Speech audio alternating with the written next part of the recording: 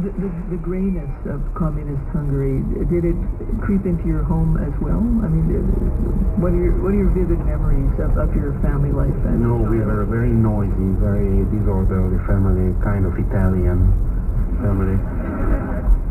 Everybody was very, very loud. Everybody had a very strong opinion about everything. And the other thing is that we had a lot of guests from abroad. Not only from Israel, the Arabs, communists came.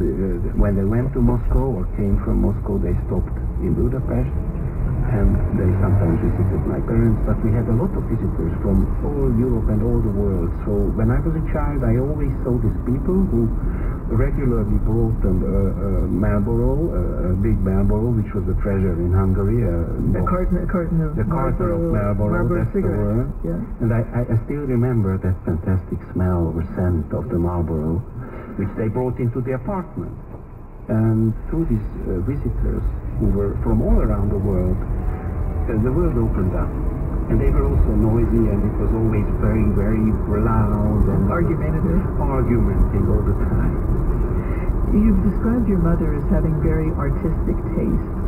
How did she express them and share them with you? Well, it's important to know that her father, my grandfather, was a quite famous translator into Hebrew language, because they went to Palestine in the 20s. From Hungary.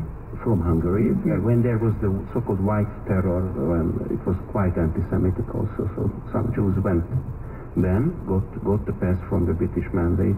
In the 1920s? In the 19, 20, 21, there was quite a lot of people went, and a lot of them came back 10 years later, during the most difficult period, and they suffered all the atrocities of the Nazi era then later. And he went out, and he was a brilliant linguist, and he became a translator of Thomas Mann, of Joseph Conrad, of Goethe, and some Hungarian writers also. So my mother grew up in this atmosphere where they were reading German, French, English books. And her maternal grandfather was a wonderful visual artist. So it was in the family. And also the Jews changed their messianism, which they had all the time, partly into communism, partly into arts. This is what we got from her also. She wanted it. Otherwise, she was a worker woman. I was put into a kindergarten when I was 1.5 years old. She was trained as a nurse. She was trained as a nurse in Lebanon, in Beirut, at the American University. But she always worked, because my parents really didn't have money. Your mother was a very strong presence in the household, but your father, you say, was strangely absent. Why was that? There were periods, of course. It was a big presence, 130 kilos. It's a very huge presence for especially a little child. He had a fantastic sense of humor when he was there, but otherwise he was a very anxious person, a very nervous person. Why? From his huge family, 3 people survived Auschwitz. 3. An incredibly big family, many cousins, his mother, his lover, everybody died. So he was totally alone when he went to Palestine, when he was there, because it was during the... So he was an orphan of history. That's one thing. The other thing is that they came into Hungary, my parents, wanting to build an ideal world. And after a few months, they had a frontal collision with the reality. And he could never get around it later. And it happened again and again and again, because they remained strangers. In when they thought this will not count anymore, but they were strangers, and they remained strangers. And by strangers, do you mean outsiders? Outsiders, yes. Yeah. Marginalized in a way. The problem with my father was that his convictions were very, very narrow-minded. It's very paradoxical when somebody spoke 10 languages, he read all the world literature, he was very fast, very witty. When he was a journalist, we got the so-called C reports, which is the confidential. So we as children, I as 12, 14-year-old, I could read all the confidential material, which was, of course, only for communists or communist journalists. about the Western press. So I was reading the Western press since I was 15, 16-year-old, and I knew everything. It came into this narrow-minded family. And in a strange way, my father needed this narrow-mindedness, I think. He was a defense for him. And later he became very ill. He was in a mental hospital. Yeah, you say your father struggled with depression and eventually his mental health problems overcame him.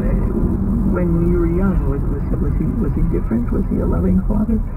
He was a very loving father. He was a very good father. Everybody admired him. Even those people who didn't like him for his beliefs gave this point. This was a very good point. Otherwise, he was a very nervous person who never earned enough money, who was throwing out money all the time. He couldn't keep money, and who had always conflicts with everybody, was not diplomatic at all. And one thing, as a child, I remember in our apartment, he was walking around making faces and doing something with his fists, and he didn't see us. So he was fighting with invisible enemies all the time. That's a very deep childhood memory of him. There's a childhood scene in the book when you and your father are in London and your family lived there for 2 years when you were about between the ages of 8 and 10. Yeah. How do you remember that time? What was it like for you and your family to be away from communist Hungary? It was magical. It was really, it's really a privilege to be as a child in London. And also it was a magical land where even now I was reading through the papers of my father when I wrote the book, and he wrote about the British Parliament for a Hungarian book or newspaper. How wonderful it is. And I would like to ask him, and could you compare this parliament with the Hungarian parliament? What's your opinion about that? And he tells stories how wonderful this society functions. But the things he wrote about were always the capitalism, the militarism, the whatever, all these dogmatic things. So he knew that he's in a good world. As good as it can get. In 1960, it's not without its contradictions. So for us children, it was paradise. András Forgács, our recollections of childhood are always colored by our limited knowledge at the time. For instance, of our parents' real selves. But your discovery of your parents' hidden lives is the subject of your book, The Acts of My Mother. But before we get to that discovery, I wanted to ask a bit about what you did know about them when you were growing up. Starting with your mother, you mentioned her family background. How did she come to embrace communist ideology so fervently? I think it's quite typical for Jews in the 20th century. What's interesting is that my grandfather was a very religious person.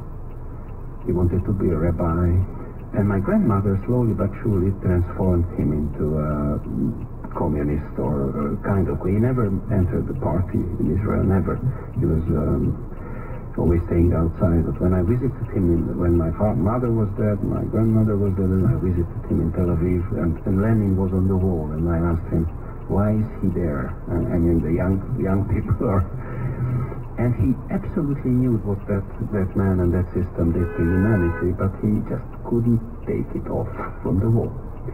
So for Jews, and especially during the war, with all these atrocities that the Nazis committed and the liberating Soviet army, it was a conviction that that's the only solution for them to become